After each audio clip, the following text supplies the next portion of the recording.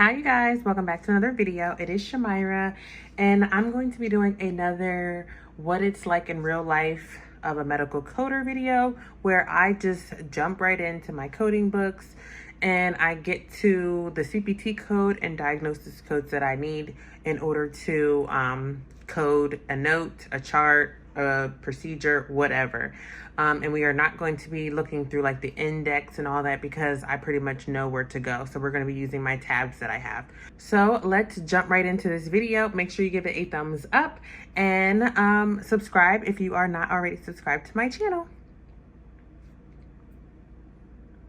So this first chart that we have here, it says patient is a G1P1 meaning she is actually, this is wrong. It should be G2 because if she already had a term pregnancy. Oh no, sorry, I was correct the first time. Okay, so this patient had a pregnancy already. She delivered full term, and this is a status post vacuum assisted vaginal delivery. So the patient already had her delivery. So that's why this says P1 and O1. Because I was looking at this like, how is this her first pregnancy if she's already full term? But anyway, it said that she delivered October 8th and she met criteria for preeclampsia with severe features, being admitted for elevated blood pressure. And this is going to be an outpatient charge that we're looking at. So this is going to be an E&M. And I knew that by looking at the place of service in my Epic system that I use. So I don't have that on here, but just know that this is going to be an outpatient charge. And it says here, preeclampsia with severe features, post-vacuum assisted vaginal delivery on October 11th. And it looks like at that time she wasn't requiring any medications for her blood pressure before discharge on 10/14. But now it looks like we're going to start her on this dosage here for this prescription. And she's going to start it the 13th and end it on a year, and there were no refills. So looking at my auditing tool, and this note had an exam and everything else, but when you are reviewing outpatient services, you're going to be looking at this auditing tool, and it doesn't say anything about the exam on it. Yes, they should have an exam documented, but you don't need to count it when you are doing your leveling. So because the patient had already had preeclampsia at the time of delivery, this is going to be a chronic illness with exacerbation because right now she has severe features. So actually, I could have even went with one or more chronic illness with severe exacerbation now that I look at that. But I had originally went with the one up top. So I'm going to show you that it really doesn't matter which one you circled because we're still going to end up with the same level. So when it came to labs and stuff like that, I didn't see that documented. Actually, labs are documented. It says repeat labs today. So we did do labs. So I can mark off ordering and reviewing, but for this one here, you need to have a combination of 3. They did not review any external notes, and there was no information given from somebody else. So this would actually bump us up to here where it says ordering and review because you need 2 from the following. So out of these 3 bullets here, you need 2 of them. And then out of these 3, or actually these 4, you needed 3 of them. And we didn't get 3. There were no tests that were interpreted by another physician. And we did not discuss the tests with another physician. But we did do prescription drug management. So because we need 2 out of the 3 columns, we are going to end up with a 99214 for our E&M level. And then when it comes to my ICD-10 code, I'm going to look for this like chronic hypertension tab that I have here. And I'm going to start looking for preeclampsia. And that's going to be over here. Severe preeclampsia, and this is during the puerperium. So 014 15 is the diagnosis code that we will use, and that is all, because we no longer need to report weeks of gestation or any of that. She is in the postpartum period. Moving on to our next case, we have a delivery, and it says here Brianna Smith is 27, last menstrual period, who presented for management of normal spontaneous labor. She had SROM when she came fully dilated and began pushing in semi-Fowler's position. She pushed well and baby tolerated it well. The head crowned and delivered. There was a loose nuchal cord that was not reduced. So we have a diagnosis here, a loose nuchal cord, and the anterior shoulder did not deliver. Let's see here, shoulders and body were then delivered. And right here we have another diagnosis. Total time of shoulder dystocia was 30 seconds. So that's another diagnosis we have. Let me see. Third stage. Express, 3 vessel cord, central insertion, and perineum expected found to be. Okay, we have another diagnosis here. First degree. Laceration. And okay, that's it for our delivery. So I'm going to say that this was a global delivery, meaning we provided the antepartum, delivery, and postpartum care, and it was a vaginal delivery. So we're going to be looking at 59400. And for our first diagnosis code, we had that loose nuchal cord. We had shoulder dystocia and first degree laceration. So when it comes to, let me see here, which one? Okay, so I have a tab here for nuchal cord. So if I go there, 06981 without compression, because it did not say that it was tight around the baby's neck. And then we have the shoulder dystocia, which is 0660. And I wanted to show you guys this because you see that it says 7th character. Do you see that? Where it says 7th? That means you need to plug in the X's and a 0 for this being a single gestation or single gestation pregnancy. So 81, and it'll be XX0. I think that's how many it's supposed to be. 1, 2, 3, and then 1, 2, 3, 4. So it's supposed to be 81X0. That will be our ending digits.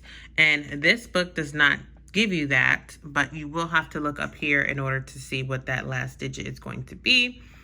And what else did we have? I think we had a laceration, and that's actually right below. So first degree laceration, 070.0. And then my weeks of gestation, she was 39 weeks. So that's the Z3A39. And this was a single live born. So we're going to be looking at the Z370. And let me get there. Okay. So Z3A39 and then Z370 for single live birth. Okay, and then we have our post-op days here for a vaginal delivery. This is the same patient. So because we built global, we would submit the 99024. It's basically kind of like a dummy code, but it's used for tracking purposes. So we would not bill for the post-delivery days, like the subsequent or discharge day, because we built global, and all that will be included in your delivery charge that we build. So 99024 for post-op day 1, same for post-op day 2. And it looks like the patient wanted to get the Nexplanon inserted. So we are going to bill for that while she is in the hospital. And that code is going to be in your CPT book. And I'm going to go over to my Nexplanon tab. And we are going to look for Nexplanon insertion, which is 11981. We're going to put modifier 58 on that, and I'm going to show you what that reads. It says a staged or related procedure or service by the same physician or qualified healthcare professional during the post-op period. And right here where it says procedure during the post-op period was planned. So this was planned for her to get that Nexplanon inserted before she left. So that's why we're going to put a 58 on it. And for our diagnosis, we are going to use the Z30 017 for encounter for initial prescription of implantable subdermal contraceptive.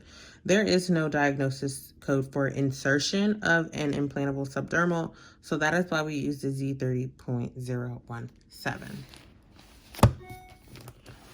And I think that's all for that patient. So moving on, we have another delivery. And this one, it says Maria Santos is 24, who presents with painful regular contractions. She transferred, okay, so this was a transfer of care, and she never completed her 1-hour glucose test.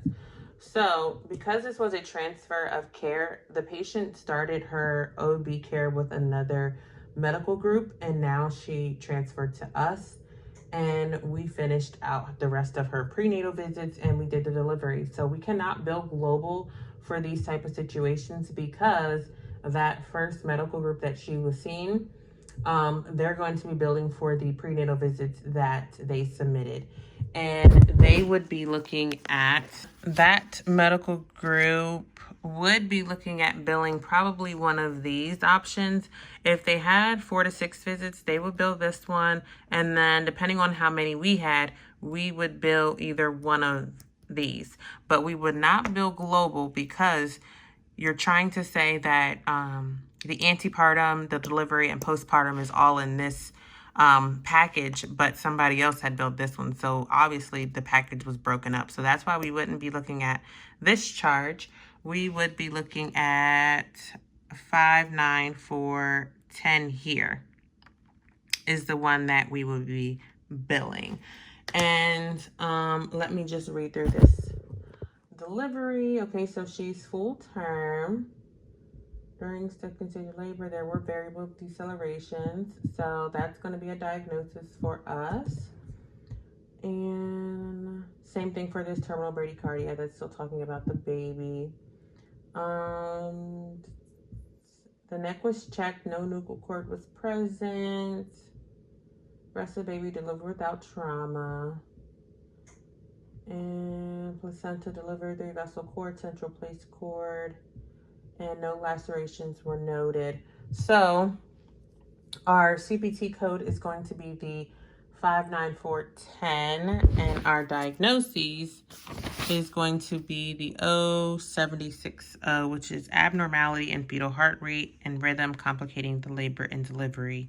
And then our other codes that we're going to use is the Z3A. We're going to use the Z3A40 for 40 weeks and Z370 for the single live birth. Okay, so for our next procedure, we have a circumcision, and it says a timeout was completed before the actual procedure. Infant was securely positioned on the circumcision board. Penis and scrotum was cleansed. Let's see here. The foreskin was clamped at each side of the meatus. Dorsal clamp was applied and foreskin divided with scissors. So this is what we need to pay attention to right here. And we use the Gomacle clamp right here. And foreskin was severed with a number 10 scalpel. The clamp was removed. So this is going to be in the male section in our male genital system section, 54150, and my diagnosis code is actually right there, the Z41.2. So that is going to be that one. Moving on to our next one, we have an IUD insertion for Kylina. Patient placed in dorsal lithotomy position, bimanual exam with uterus normal size and anteverted. Sterile speculum inserted into vagina. Uterus sounded to 7 centimeters. IUD placed without difficulty. Strings were cut and tucked behind the cervix. And bleeding assessed, speculum was removed, patient tolerated procedure well. Okay, so for this one, I'm going to go back over to the female genital system. And I'm going to turn a couple pages to get to the corpus uteri section, which is this one here. And we go to introduction, insertion of an IUD, 58300. For Kyleena, you would have to look in your HCPCS book for that one. And my HCPCS book is somewhere underneath all this stuff that I have here. I wonder if it says Kyleena, so let me get it out so I can show you guys. Let me see here. I don't see it say Kyleena, but then again, this book is from 2016. I do not buy my own HCPCS book, and my employer doesn't buy us HCPCS books either because we rarely use them. But the code for it is going to be J7. I had it written down somewhere. It's J79. Let me see here. Actually, I think I had it listed and now I lost it. So I'm gonna have to look online. Kyleena HCPCS code J7296. J7296. J7296. Okay, so J7296 is not in my book. So it's probably in a newer one, but that is the correct HCPCS code on the J7296 for that one. And then Z30430 is encounter for insertion of intrauterine contraceptive device. And that is the only one we are going to need for that procedure. Moving on to our next one, we have IUD removal. And this one says timeout performed, correct patient, correct procedure, and correct site. Patient was placed in dorsal lithotomy position. Sterile speculum was inserted into vagina. IUD strings grasped with ring forceps, and IUD was removed in portions. So that's going to be important. We removed the strings, then the horizontal portion, and then the vertical portion of the IUD. They were shown to the patient and she took pictures. IUD was placed in the biohazard bag. Patient tolerated procedure well despite feeling crampy, and partner was present for appointment. So for this one, you could report the encounter for removal of intrauterine contraceptive device, but since there was a complication with it and we had to remove it in pieces, I like to use T8339 with an XA, because the A is going to be for an initial encounter. And that's what I'm going to use as my primary diagnosis code, and actually my only diagnosis code. And then for the removal of the IUD, I will go ahead and use the 58301. So my next procedure we have in the office is a Nexplanon removal and then a reinsertion of a new one. Patient presents for drug implant device removal and insertion of a new drug implant device. Questions were encouraged and answered, and written consent was obtained. Patient's right inner arm was prepped with betadine. Removal placed at the SQI removal site tested prior to removal. And then small incision made alongside the Nexplanon removed intact without difficulties. And shown to the patient, new Nexplanon placed. So for this CPT code, we are going to go back over to my Nexplanon, and we are going to be looking at the 11983, removal with reinsertion of a non-biodegradable drug. And for my ICD-10, we're going to be looking at Z30.46 for encounter for checking, reinsertion, or removal of an implantable subdermal contraceptive device. And we are done with that one.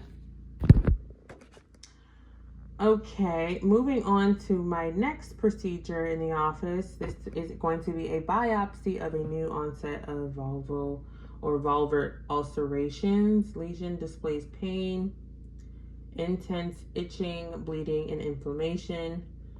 And let's see, on the right, introitus to the external labia majora. And biopsy was obtained from the lesions using a punch biopsy ×2. So it was 2 biopsies that were taken. The procedure was well tolerated without complications. Specimen was submitted to pathology, and wound care instructions were reviewed. And here is what pathology came up with for the right and then the left biopsies. They both actually are for the same thing, candidal vulvitis with ulceration and associated reactive epidermal changes. So for this diagnosis, I'm going to look that one up. And that one, we are going to go to vulvitis. So let me look here. And then turn the page. Back one. Okay, so we have vulvitis, and then there it is right there. Do you see it? And B37.3 is our diagnosis code. And then for our biopsies, I'm going to go back over to the female genital system. At the very beginning is where they have the vulval biopsies, and you do the 56605 for the first one and then 56606 for the second one, or any additional ones that they have. And because this is an add-on code, you do not need to report modifier 51. Alrighty, moving on to our second to the last procedure that we have to review, and this is going to be colposcopy performed with an ECC and endometrial biopsy. The provider chose RD7619 as the diagnosis code, and it says the transitional zone was not visible, inadequate culp, lesionless, ECC and EB performed, complications, there were none. Patient placed in lithotomy position, cervix was cleansed, used to sound the uterus, snaculum placed, and 2 dilators used to gently pass to the internal os, 2 passes made with scant sampling, specimens placed in the sterile formalin cup and submitted for pathology, bleeding assessed and speculum removed. So we have endocervix curettings, and then we also have an endometrial biopsy. So for CPT, you want to go to the colposcopy section, and we did a culp with an ECC, so that's going to be the 57456, but we also did an endometrial biopsy, and I thought they said it somewhere on this page, but yep, right here, for endometrial sampling biopsy performed in conjunction with a colposcopy, use 58110. So we are going to turn the page, and that is where we're going to find that add-on code 58110 for the endometrial biopsy sampling that we did at this same encounter. So we're going to report both of those with no modifiers since this is an add-on code. And for my diagnosis, I'm going to use the one that the provider chose, the RD7619, because pathology did not give us a definitive diagnosis. And looking at our last procedure, we have an op note here at the end, and this is going to be a diagnostic laparoscopy. And it says here the patient was admitted to the hospital with a history of right lower quadrant pain. She has had associated nausea and vomiting, as well as inability to sleep with this pain. Let's see, there was a unilocular right ovarian cyst. Ultrasound today does not show the same size. Before it was 7 centimeters, now it's approximately 3 centimeters in size. And it could possibly be ovarian torsion. So these are our pre-op and post-op diagnosis codes. It says the patient was taken to the operating room, placed in dorsal supine position. And let's start skimming through. So I wanted to show you guys what you want to pay attention to when you're reading these op notes. Okay, so we're placing the acorn cannula into the endocervical canal, and we're attaching the tenaculum. Bladder was catheterized, and this is included in the procedure. And we changed the gloves, and we made a midline umbilical incision. So this is going to be a small incision. This is not going to be an open procedure, or you would have seen like the Fannin steel type incision being made. That's when we are doing an open procedure, but this one was a small midline umbilical incision with the scalpel. And it also says it here 1 to 1.5 centimeters. So clearly you can tell that this is not an open procedure because how small the incision is. And we're also placing ports for the laparoscope. And let me see here. It says left lower quadrant 5mm blade trocar is placed, and there appears to be a corpus luteal cyst on the right. Okay, so that's going to be a diagnosis for us, and it says both adnexa are otherwise within normal limits, both fimbriated seen and is normal. Clear fluid in the cul-de-sac, both ovaries are easily flipped with no pathology is noted, and no pathology is noted. Uterosacral ligaments or on the ovaries. And let me see here, umbilical port is removed, and we did the closure. Defect was corrected, that was seen. It was a palpated inferior to initial closure. It says after the initial closure there was a defect palpated inferior to the initial closure, and this was addressed with running suture as well. So that will be included.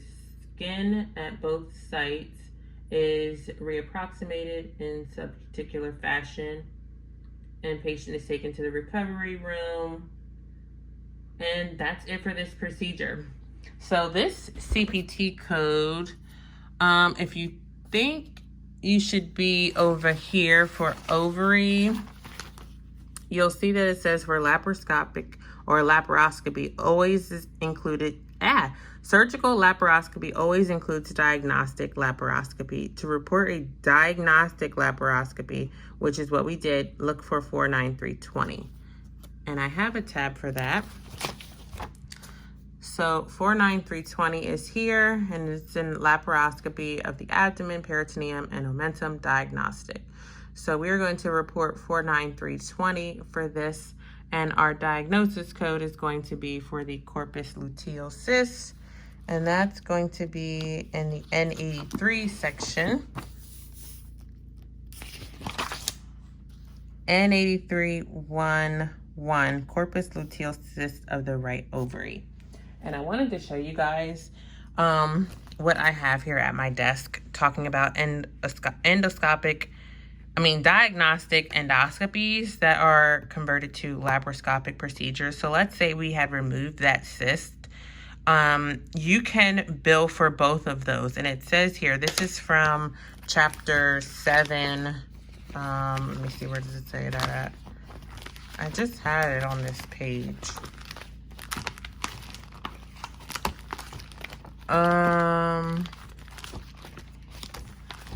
Damn it, now I can't find it.